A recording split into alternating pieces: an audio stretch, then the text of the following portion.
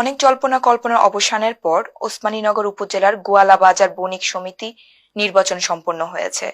গতকাল গোয়ালা বাজার ইউনিয়ন পরিষদ প্রাঙ্গণে এই নির্বাচন সম্পন্ন হয়।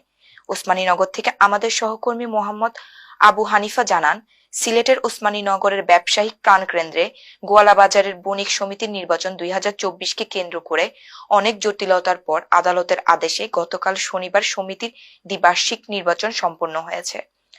সকাল 9টা থেকে বিকেল 4টা পর্যন্ত ভোট গ্রহণ করা হয়। এই সময়ের মধ্যে 926 জন ভোটার তাদের ভোটাধিকার প্রয়োগ করেন। ভোট গণনা শেষে রাত 9:30টার দিকে ফলাফল ঘোষণা করার হয়। অনুষ্ঠিত নির্বাচনে সভাপতি পদে শাহ আশিক মিয়া, সাধারণ সম্পাদক পদে কবির হোসেন এবং কোষাধ্যক্ষ পদে জুয়েল মিয়া নির্বাচিত হন। নির্বাচনে বিদ্যুৎ ভূষণ ধর সহ সভাপতি, নেপুর গুণ সহ সাধারণ সম্পাদক নির্বাচিত হয়েছেন।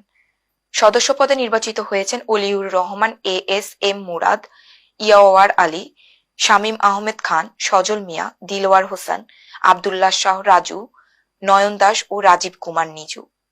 সংগঠনের গণতন্ত্র অনুযায়ী নির্বাচনে কমিশনারের দায়িত্ব পালন করেন গোয়ালা বাজার ইউনিয়ন পরিষদের চেয়ারম্যান পীর মজনু মিয়া এবং রিটার্নিং অফিসারের দায়িত্ব পালন করেন গোয়ালা বাজার আদর্শ উচ্চ বিদ্যালয়ের প্রধান শিক্ষক মোহাম্মদ শামসুল হক।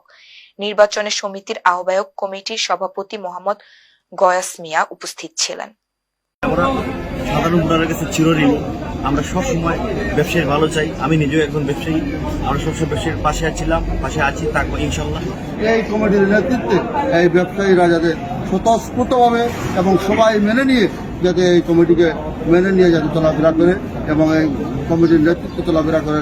এই বছর নির্বাচন তুলনামূলকভাবে ভিন্ন।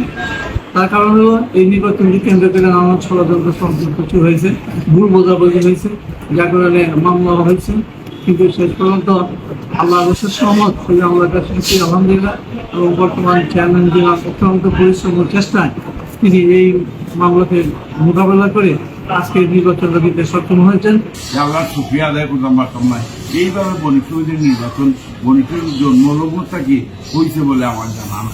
একটা ব্যক্তির লাগি অন্যায়ভাবে এই বণিক সমিতির নির্বাচন করতে দিছে না।